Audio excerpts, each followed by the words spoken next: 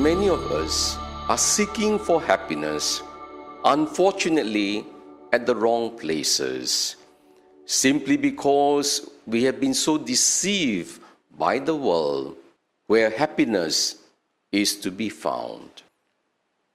But the truth, my dear brothers and sisters, we are not just material beings. We are spiritual beings. We have a heart and a soul. Perhaps some of us, we think that happiness is found in our loved ones, in our friends. We think security can be found there. To some extent, it is true. To place our security in our loved ones, it certainly gives us meaning, gives us some purpose. But my dear friends, just remember this. Your loved ones will not stay with you forever. One day, sooner or later, no matter how close you are to these loved ones of yours, they will have to part. That's the reason why, my dear brothers and sisters, putting your happiness just in your friends alone will not keep you secure. That is why it is important, my dear brothers and sisters, to ask the question, where then is true happiness to be found? Happiness is found if you have a big heart. That is all you need. A big heart. The bigger the heart, the deeper, the more lasting your happiness. To have a big heart is actually to be in heaven. What is heaven? Heaven is to be deeply in love with God, with our brothers and sisters. If you have a magnanimous heart that welcomes everyone, including, of course, your loved ones, when everyone is your friend, when you have a heart for the poor, when you have a heart to reach out to every person, you are the richest man, richest woman on this world. Because this is where you find lasting joy. Because we will never outlive any man or woman in this world. Most of them will outlive us.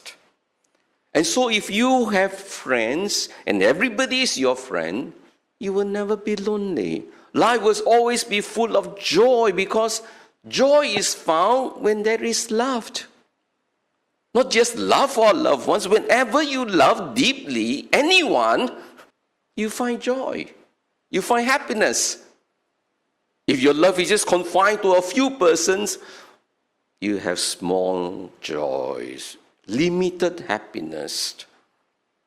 Indeed, my dear brothers and sisters, who is truly the rich man?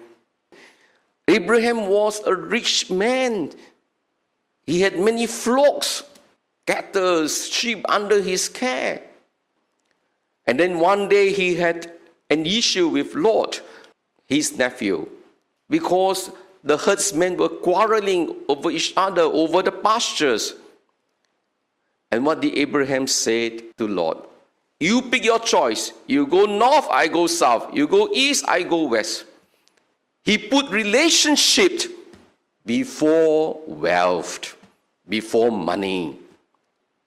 Later on, when he rescued Lot from his enemies, he offered 1/10 of all that he had to Melchizedek, that means to God, who was a high priest. And then when he had the booty, he gave back all to the king of Sodom. He was a rich man, but not attached to his wealth. Not at all. He used that to strengthen relationships. He was a generous man. There are many stories about him that he would welcome strangers. And not only welcome strangers, he would personally attend to them. Because he knew those people traveling in the desert, they were weary, tired, hungry. And he would even personally cook for them. Remember the 3 angels who visited Abraham? He welcomed them and served them as if they are kings. His hospitality, his generosity is certainly incomparable. He was always thinking of others, not of himself. We are called, my dear brothers and sisters, to remember what Jesus has said, whatsoever do the least of my brothers, you do it unto me. There is a time for us now, while we are still alive, we are called to grow in love, in generosity.